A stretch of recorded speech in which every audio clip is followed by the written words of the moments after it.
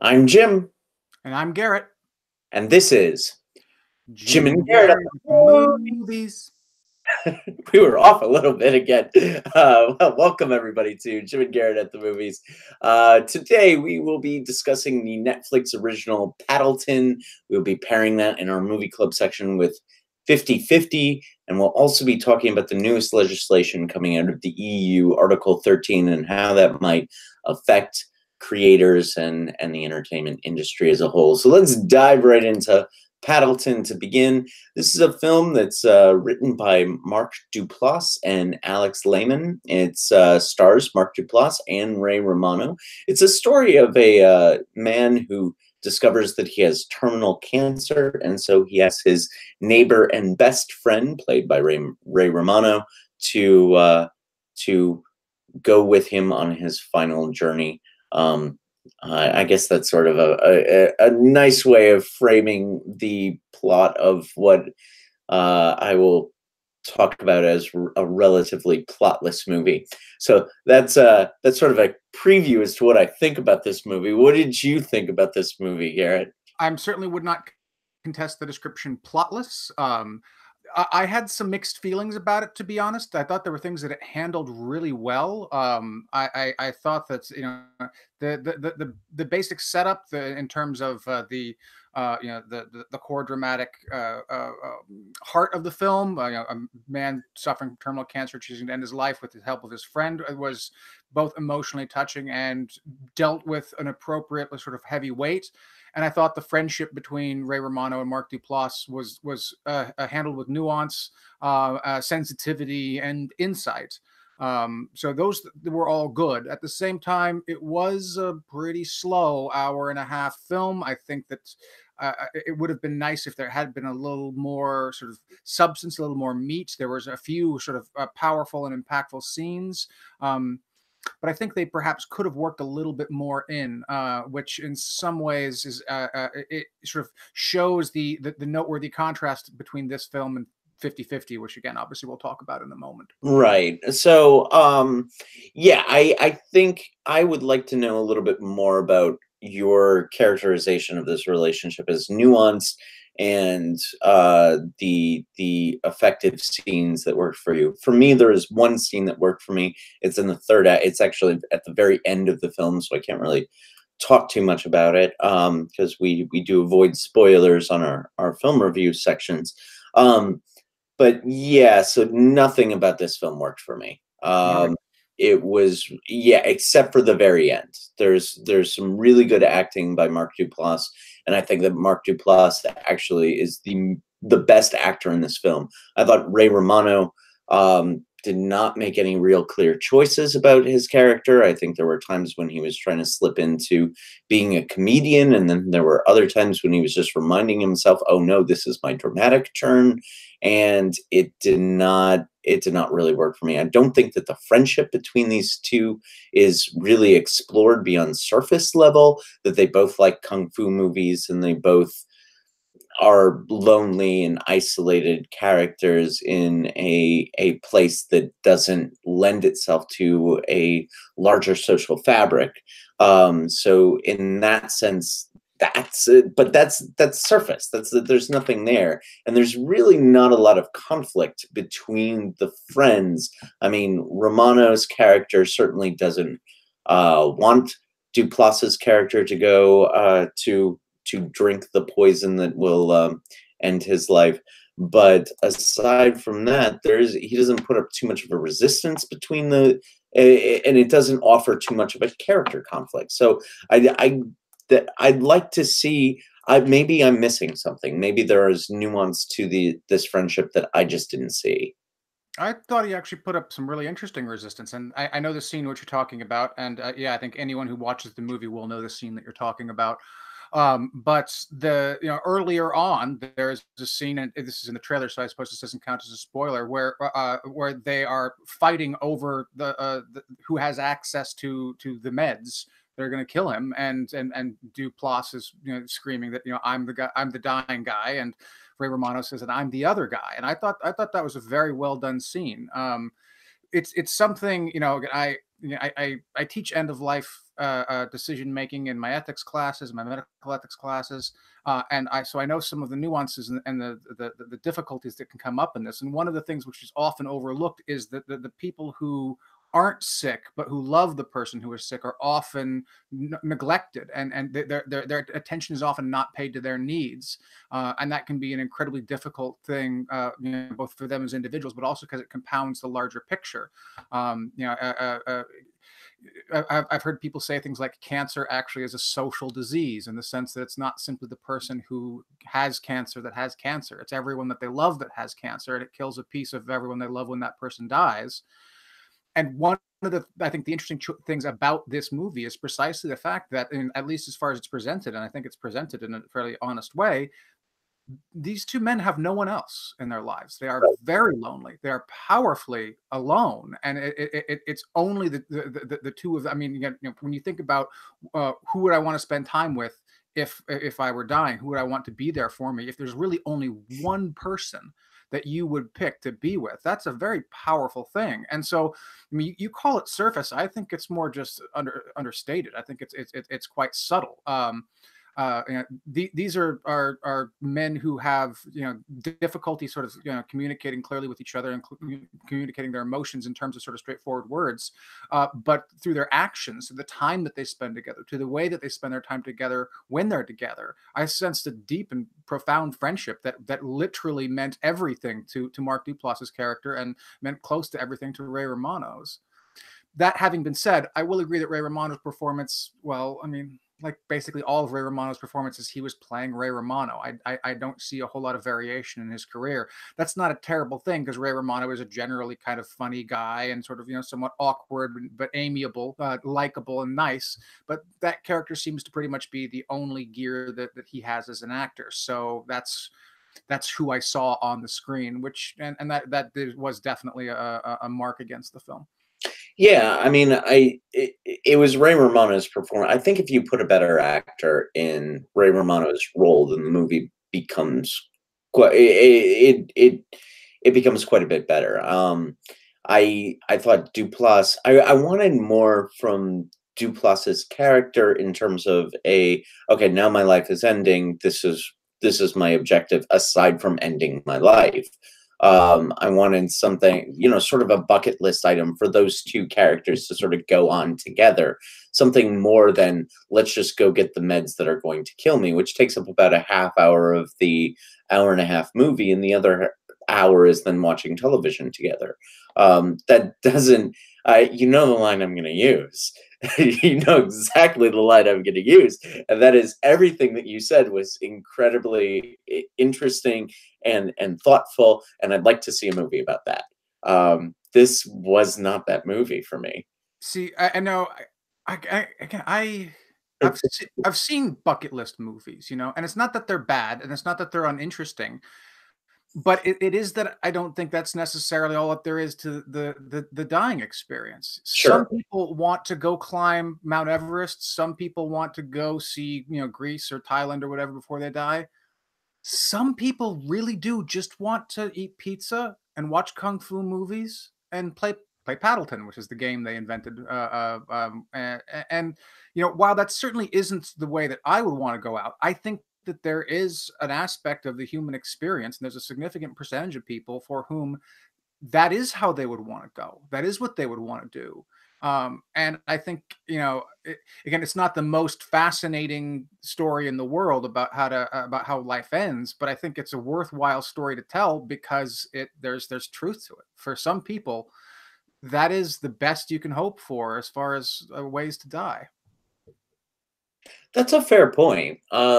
I That said, there's no real energy behind this film. There's nothing that's driving it forward.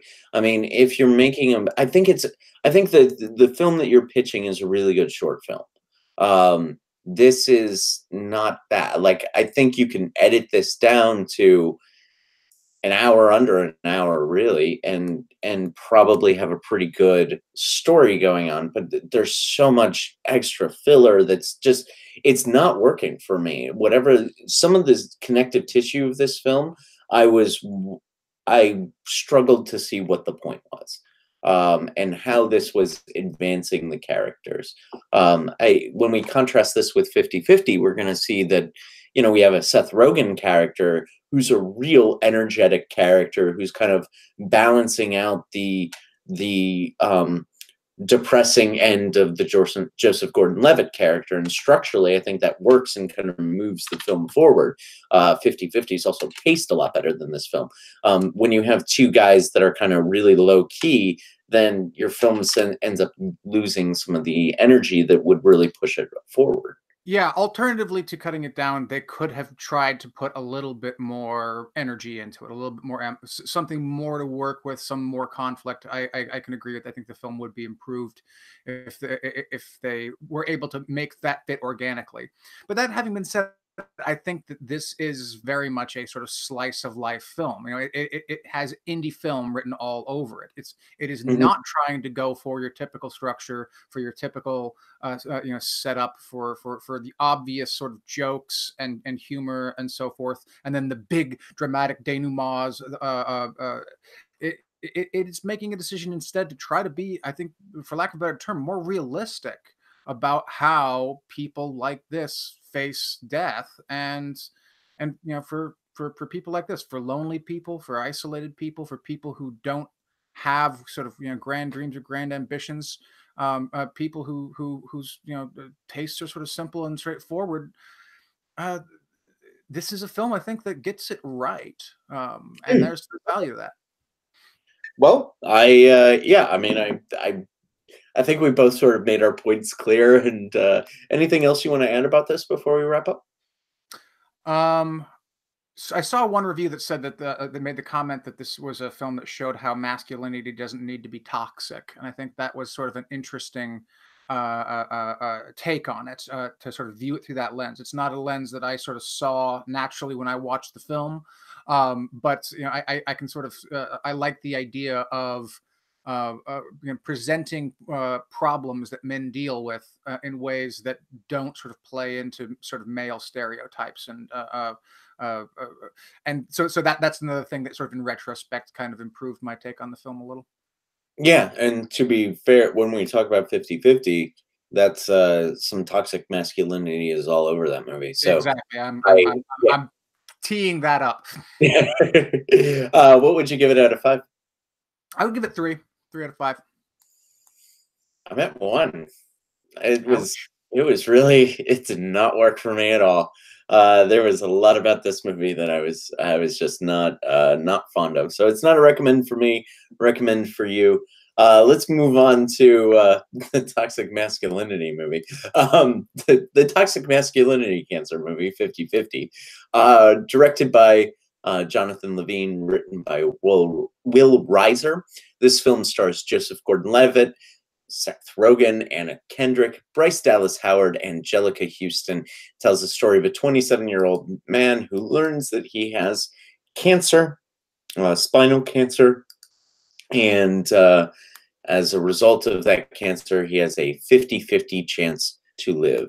It's technically nerve cancer. Schwannoma's is a nerve cancer, but it just happens to be in his spine. Fair, yeah, fair point. Fair point. It sort of follows his journey along chemotherapy and eventually surgery, and the relationships that he has along the way. Joseph Gordon-Levitt plays the cancer patient. Seth Rogen, his friend. What did you think about 50-50? Well, I had a different take on it the second time I saw it. When I first saw it when it came out, I liked it quite a lot. Second time around, again, I thought Joseph Gordon-Levitt gave a fantastic performance. I think it was a challenging and difficult performance, and he did really well. As you mentioned, it's structured well, it's paced well. There's a lot of sort of the mechanics that feel just right. At the same time, though, I felt, especially I think after contrasting it with Paddleton, it felt like it was slick and polished and overproduced. It felt like a studio worked over every single angle and made sure that everything was right on it. Again, you had the comedic balance with Seth Rogen. You had the sort of attractive female leads. You have the romance stories.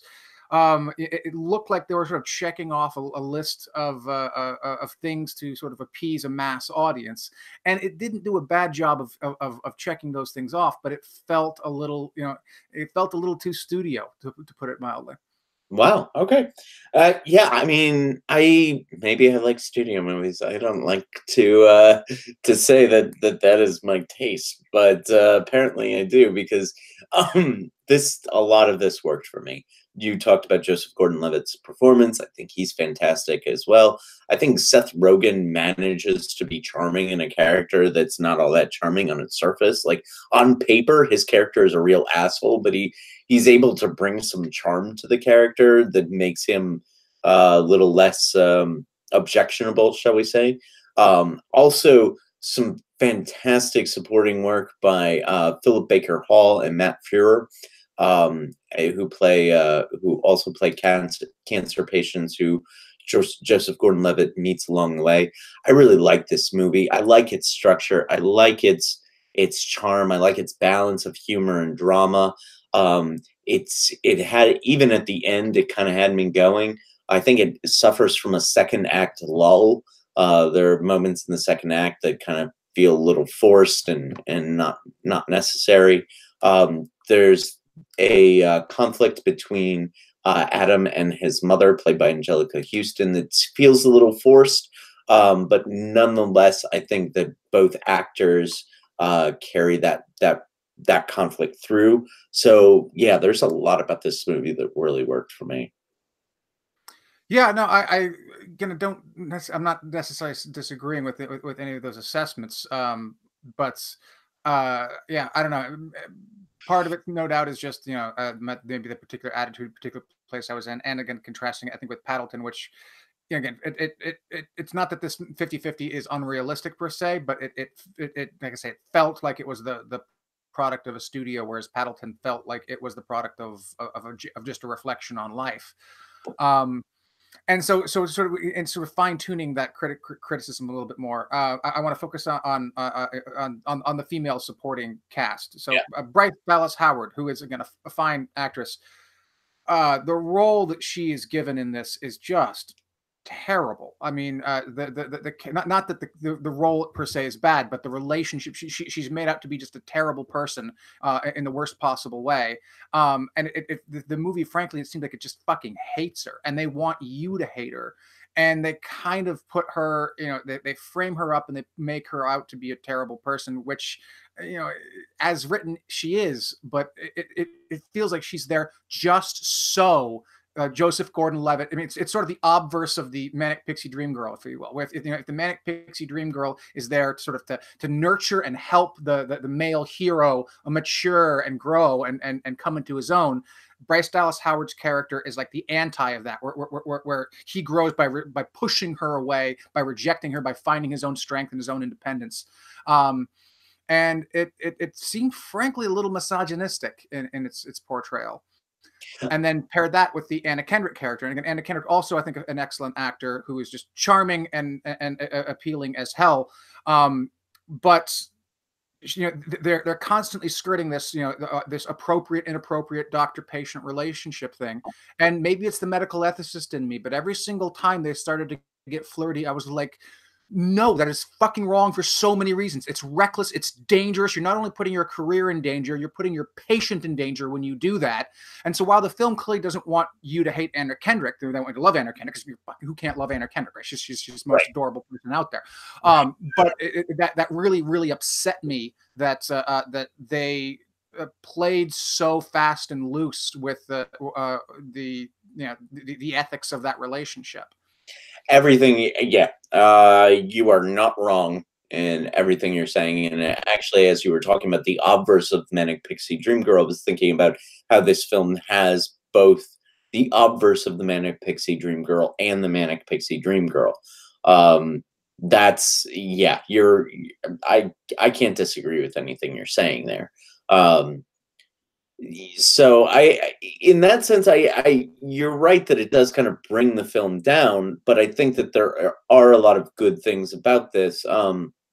as I sort of ran through just before, Joseph Gordon-Levitt's performance and even the balance and pacing of this film, it sort of a perhaps a reason for some of the things you're saying. It's written by Will Reiser, and it's an autobiographical film. Oh, wow. Is writing about his.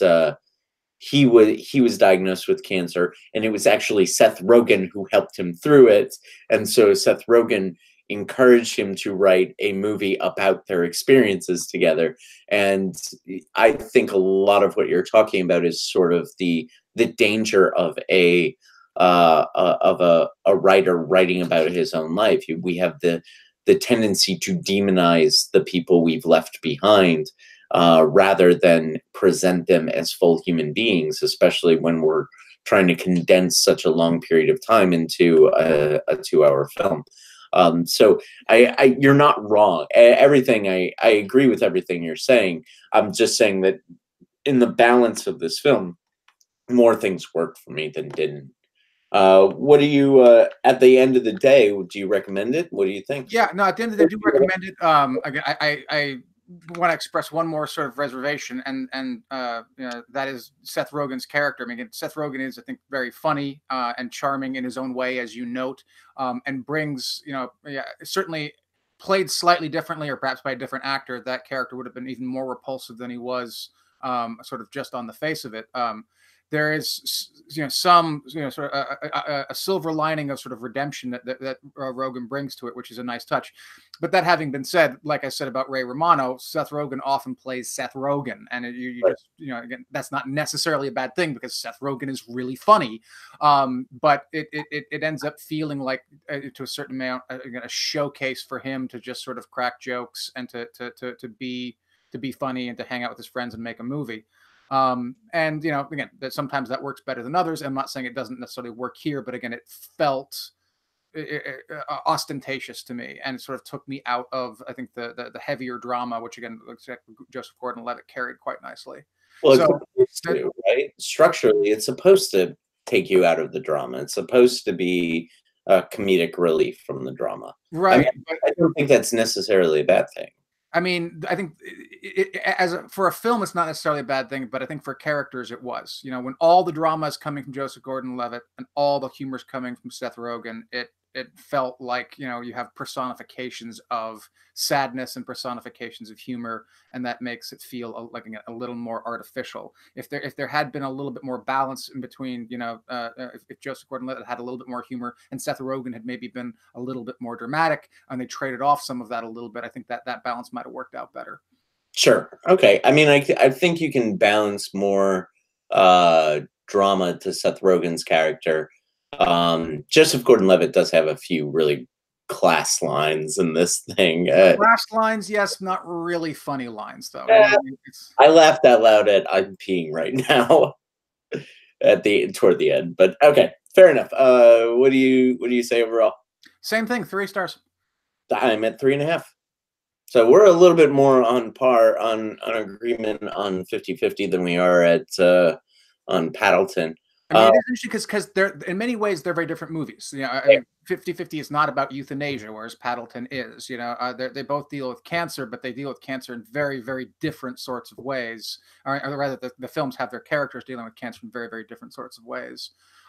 So, and in some ways I was wondering, again, I liked this pairing precisely because it was indie versus studio, and sort of more comedic versus more dramatic, more structured versus more loose leaf. But I was wondering if maybe if 2 euthanasia films might have been more appropriately paired. But still, I liked sampling these 2 back to back. Yeah, one idea I had while I was watching Paddleton was pairing it with Ikiru. And how that might flesh out some of the things I didn't like about Paddleton, and things that, well, Ikiru is one of my favorite films of all time. Yeah, that would have been a hard act to follow. All right, let's move on to our news item today. Okay, so earlier today, a measure passed in the EU. It's called Article 13. It essentially states that any any platform such as YouTube, Google, or any other online platform is required to make sure that all of the content uploaded to their platform is that they own the copyright or have licensed the copyright for that. Some in Europe are calling this the anti-meme law, because such a law may very well restrict memes and other copyrighted content that gets repurposed for satirical or commentary purposes.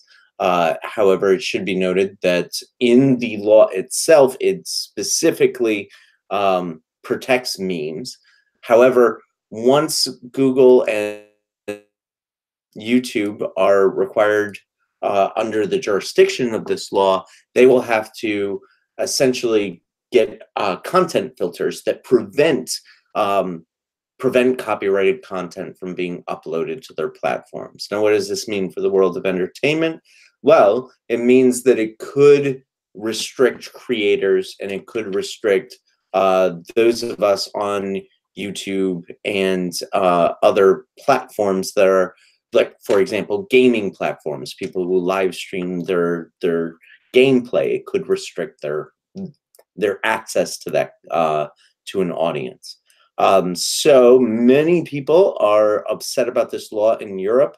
I saw quite a few Europeans tweeting about this a little bit earlier today. Garrett, what was your first reaction when you heard about Article 13? Well, obviously, I'm neither a lawyer nor European, so I certainly want to caution any comments I make with a lack of expertise. But I got to say, at face value, this seems like just a terrible, terrible idea. I mean, for one thing, it's going to be in large parts either unenforceable or unenforceable only in ways that drive people to platforms where it's going to be less regulated.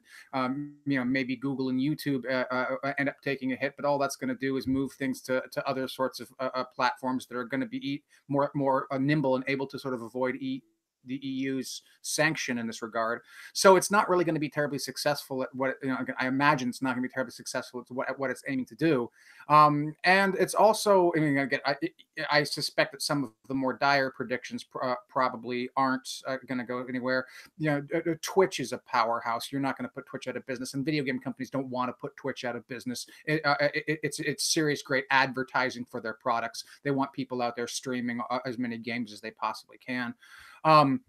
But that having been said, yeah, it still does seem like it's going to have at least a certain kind of chilling effect. It's going to inhibit creativity, and in the days of the internet, life is all about the remix. Not just the memes, but remixing all sorts of stuff, songs. Karaoke, visual artwork, taking setups from The Simpsons or whatever and making modulations on it. Certain content creators, probably most notably Disney, I think, might be happy about this, but the vast majority of people, I think, won't be. So I suspect that something is going to happen between now and when full implementation of the law goes through in the individual countries, which obviously is going to take a while, that will either just sort of reverse course on it entirely, utterly defang it, or simply make it completely and utterly unenforceable to the point where it has basically no impact on the world as we know it. And either way, I can't imagine that this thing is actually going to play out the way its intenders intended it to play out. Gosh, I hope you're right. But I mean, I was making some connections to America's net neutrality fight and how big corporations sort of won that round against smaller groups of people. Okay. I got to stop you there. The net neutrality fight was not big corporations versus small people. Again, Google and YouTube and Facebook were totally on the side of net neutrality. If Wikipedia went black in favor of net neutrality, there was plenty of very big corporations fighting on that side of the net neutrality. That's fair. That's fair. Let's say Sony would benefit from because that would mean that they would more likely than not be able to get some degree of revenue that they might be losing. Google's going to benefit because Google actually is one of the foremost creators of content filters. So they're going to, while they might be nicked on one side of their business model, they'll get a lion's share of the business on the other side of their business model. So I guess what I'm saying though is that there is an issue between larger corporations and internet users, and traditional media companies are getting some victories in this battle against new media corporations. I guess I'm saying that's the only parallel that I'm drawing. I understand your point, and you're fair that you're right that Google and other internet providers were certainly against the net neutrality law, or the getting rid of net neutrality, I should say. So yeah, I made that connection as well, and I also made the connection that a lot of the older lawmakers and corporations aren't really adjusting to the postmodern structure of our daily life. I think you're right that the internet is all about the remix, and that is a postmodern phenomenon that a lot of older groups of people and older companies aren't able to adjust to. And I think that this is sort of an example of kind of hanging on to the past as the present kind of marches forward. Whether or not it marches forward in spite of Article 13, as you hope, is a different question. Only time will tell on that side. Yeah, I certainly don't have a crystal ball, and I can't say for sure, but I know enough about the history of intellectual property to know that there's a long line of legislative attempts to curb technologies that powerful creators fear will infringe on their intellectual property rights. And those pieces of legislation in general are not terribly successful. I can't say that they're universal failures, but usually it seems to me like the best case scenario is it gums things up and slows them down for a few years before creative people end up finding new ways around the problem. I'm reminded of a technology that was invented to stop CDs from being ripped to MP3s back in the late 90s, early 2000s, and people were able to break it simply by taking a Sharpie and putting a Sharpie pen around the outside rim of a CD, and it completely cracked the technology and gutted the attempt to try to make it law that CD that they would be able to use that technology to stop piracy. It's the internet and technology moves faster than legislation, and there's real problems with that. But in this instance, I think that means that the good guys, or maybe not necessarily the good guys, but rather the good side of this particular contentious issue is favored to win in the long run. The content creators, the creative people, will eventually hold the day. I hope that that's true, but one never knows. We are kind of living in the darkest timeline right now. All right. So anything else to say about Article 13 before we tell everybody what we're doing next week? No, I think that covers an Article 13, but I do want to take a quick throwback because I can't believe that neither you nor I, in talking about two films about cancer, neither one of us mentioned Susan Sontag's illness as metaphor. Because quite frankly, that should be, I think, the text for any dramatic presentation about cancer and how it's dealt, how it's presented, and how we think about it. Sort of most. Notably, of course, this idea that cancer is a battle that you have to wage, right? It's a war, and you have to fight it. And as Sontag notes, this creates the impression that if you lose, it's because you didn't fight hard enough, which totally morally frames cancer and other illnesses as well. But she writes later about AIDS and earlier about tuberculosis. But it frames these diseases as sort of moral judgments on how hard you fought as the patient. And there's something really problematic and troubling about that. Now, I don't think either of these films, I don't think 50-50 sort of fell too hard onto this, but it fell harder onto it.